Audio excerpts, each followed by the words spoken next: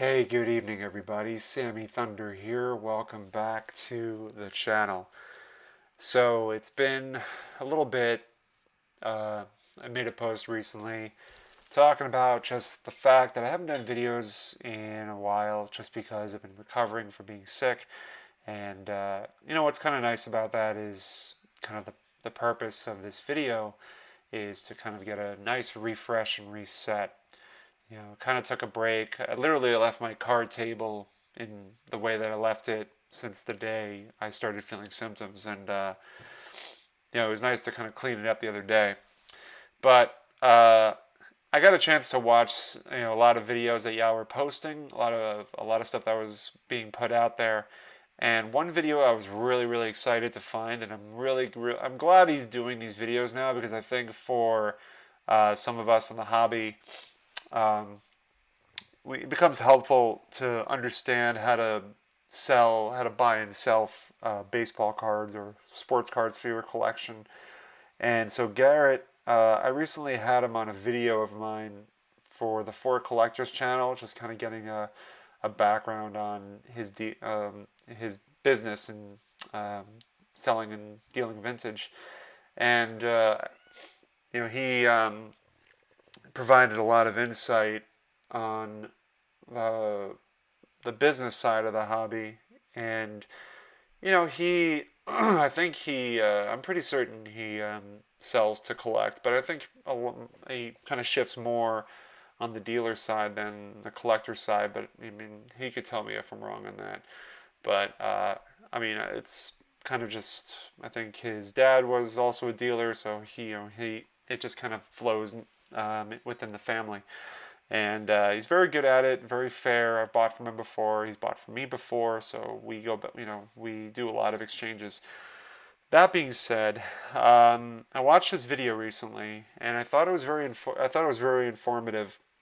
That when you're in a certain range, as far as how much you have to spend on inventory, it's easy to get swept up in trying to buy some of the really big names, and it's easy to lose your money buying big names that are probably overvalued.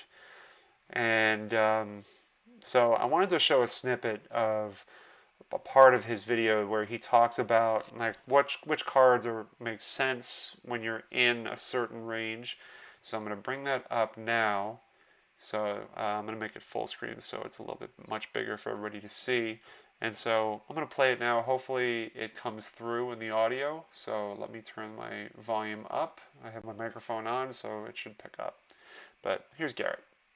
Say for the most part 1948, so like the Leaf and Bowman up into 1980, basically just the Ricky Henderson rookie. So cards that are great are like I just mentioned, the Henderson rookie, the Ken Griffey Jr. rookie, the George Brett, Robin Yount, Ozzie Smith, and then maybe some of the later years of the guys like Mays and Aaron. You can get like their 60, 67, 68 up until their final cards, 73 to 75 range. You can get those under $100.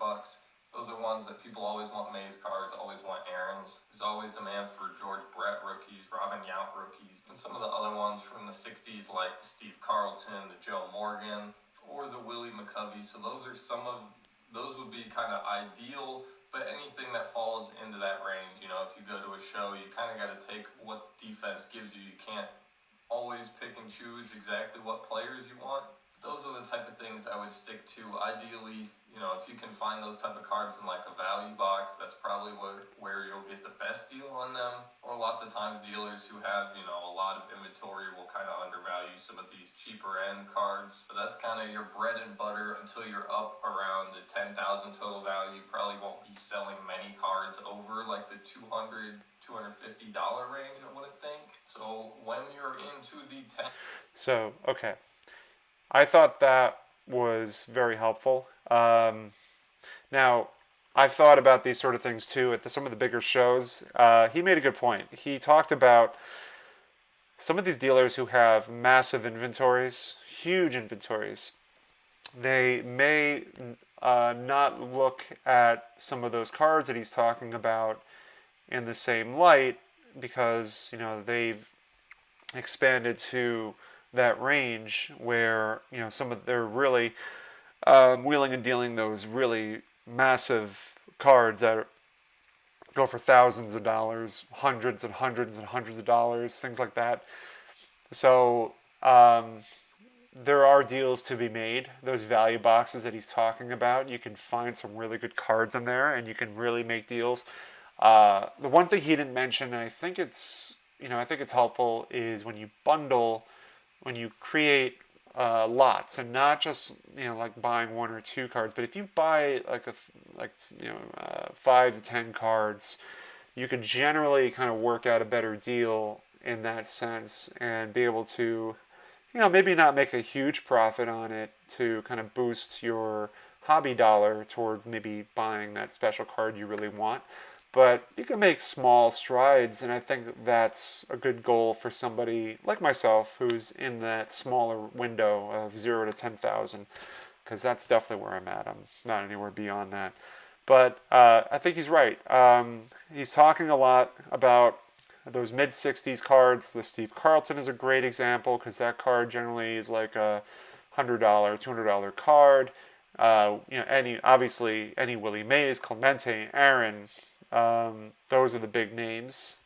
Mickey Mantle, obviously, if you can get it for the right price, obviously, is later years. Those are names that you can get pretty easily in that.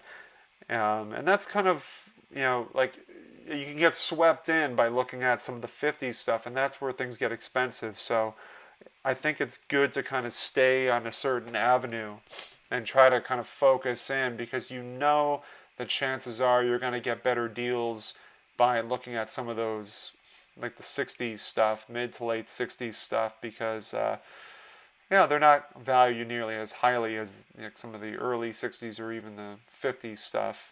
And so you can kind of work up progressively towards the 50s stuff. And again, he kind of talks a little, he goes further in the video and talks a little bit about stepping in out, going from the 0 to 10,000 to 10 to 50,000, and then your window starts to expand a little bit. But yeah, I thought that was interesting. And so as someone who sells to collect, it's really useful advice. There's opportunities to be had with those kind of cards. When you start looking at the 60s stuff, you can definitely make deals. I mean, I know the 64 Mays, you get a good looking, decent one that's, 3, 4, 5 that has good centering on it, you can get for a decent price. And, you can, again, Garrett mentions Mays, Aaron, those guys always move. So it's not a difficult thing to ascertain. And the nice thing about it is that those cards are always available and the collectors are out there. So anyway, that was one of the things I watched when I was kind of trying to recover.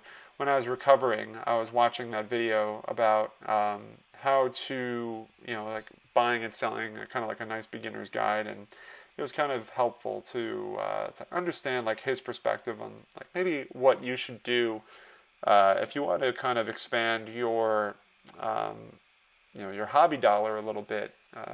You have to invest a little bit if you don't want to use your own money, anything out of your own money, and you want to just kind of try to start small with a small investment and expand it to something a little bit bigger over time, so you never have to kind of dive back into your pocket again.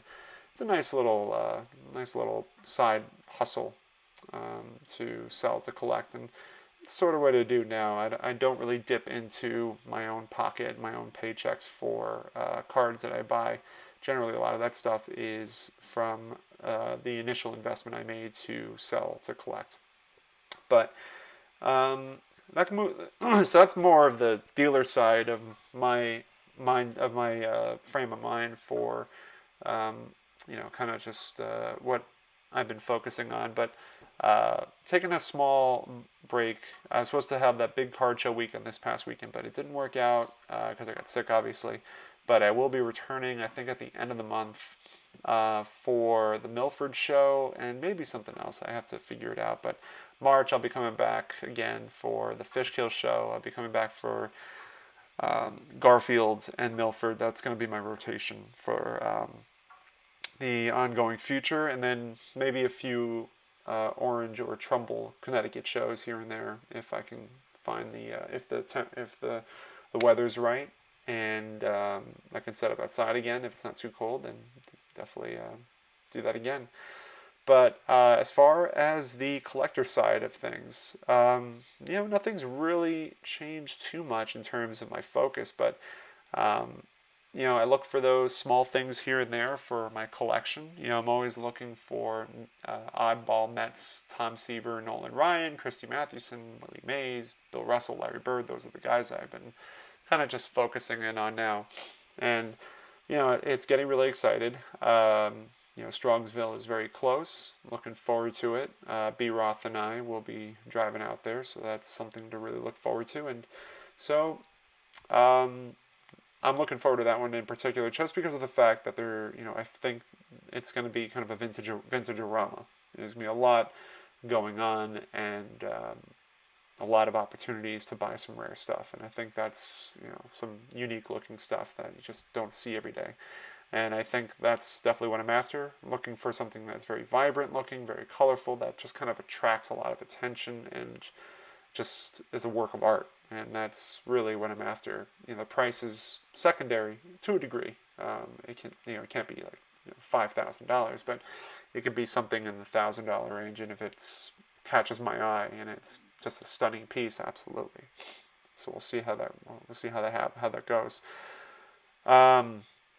Pickups, since I've been sick. I purchased a couple of small things online that should be coming in soon. Carlton Fisk rookie that I plan on putting out for inventory, and a Tony Oliva Transagram 1970 that it's not the greatest shape. I bet the guy was charging like $17 for a Transagram card, and what was it? It's like some basketball old school stickers, which is kind of like just like a secondary thing. But yeah, the Transagram, I looked up how many there are with the Tony Oliva graded, and there's one, and it's graded authentic with SGC. So I thought that, this one will grade authentic too, probably, but when it comes in, I'll show you what it looks like. So, thank you guys so much for watching, as always. Definitely more to come. I will be recording another video for Fork Collectors on Thursday. It's good to be back. I thank everybody for commenting on the post that I made the other day. I'm sorry I haven't gotten back to everybody, but I will. And so, again, good to be back. I will see y'all soon, and take care.